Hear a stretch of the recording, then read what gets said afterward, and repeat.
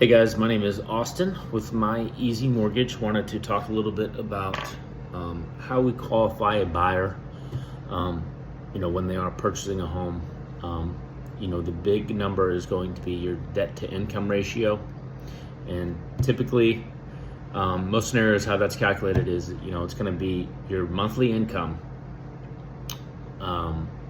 divided by, what your mortgage payment is, plus your taxes, insurance, HOA, and all other debts on your credit report. And as long as your income is double what all of those numbers are per month, you can qualify for a conventional mortgage. Now, FHA, you can go a little higher than 50%. Sometimes VA, you can go a little higher, and there are other loans as well. But the best conventional loan, it does need to be 50% and below. Your credit score is going to play a factor in what your interest rate is.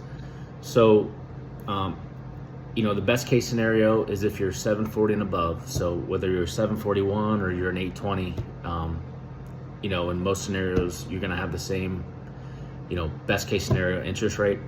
And then what typically will happen is there's going to be buckets of 20 below that. So 720 to 740, 700 to 720. And buckets of 20 beneath that is going to affect what your interest rate is. It'll obviously go up as you go lower in the buckets. And as far as calculating, your monthly debts on your credit report, that'll go into your debt to income ratio. Installment debt, this will be a car payment, a boat payment, any other mortgages that may be on your, any other homes that have mortgages. And they can be taken off of your debt to income ratio if you are 10 or less months away from paying them off. So let's say, for instance, you own a car, you owe, $3,000 on the loan. Your monthly payment is, $400.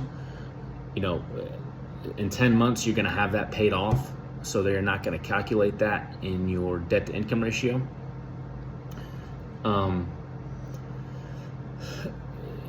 Credit cards are always going to be counted against you. Even if you have a low balance on your credit card, they're just always going to calculate what the minimum monthly payment is on that credit card. That'll always be counted against you. Leasing a car will always be counted against you. So if you're 3 or 4 months away from being done with your car lease, they're still going to count it against you because their logic is, you're going to end up getting another lease on another car. Student debt and forbearance.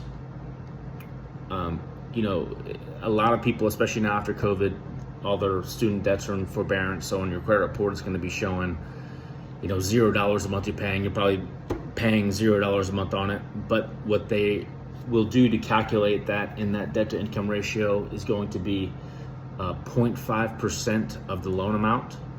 So, if you owe, $100,000, for instance, they're still going to count $500 that'll be calculated in that debt to income ratio.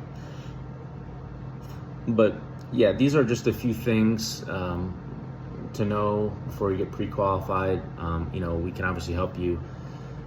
For instance, if you have a car loan and maybe you're 12 months out, maybe we can have you pay down that debt to where you are 10 months out to knock that off your debt to income. That can give you a higher loan amount. But yeah, that's typically how it's done. I mean, it's not really looking at the loan itself. It's more looking at the month-to-month payment. So it's going to be your monthly income divided by your monthly liabilities, including that mortgage payment. And even if you're not escrowing your taxes and insurance, you're paying that separately. They're still going to divide that, and that'll count against you. And HOA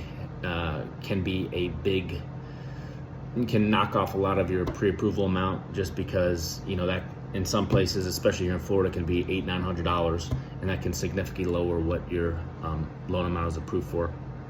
But yeah, that's just a broad run through of kind of what happens during the pre-approval process, how we calculate your loan amount. And yeah, if you have any questions, my name is Austin with My Easy Mortgage. Thanks.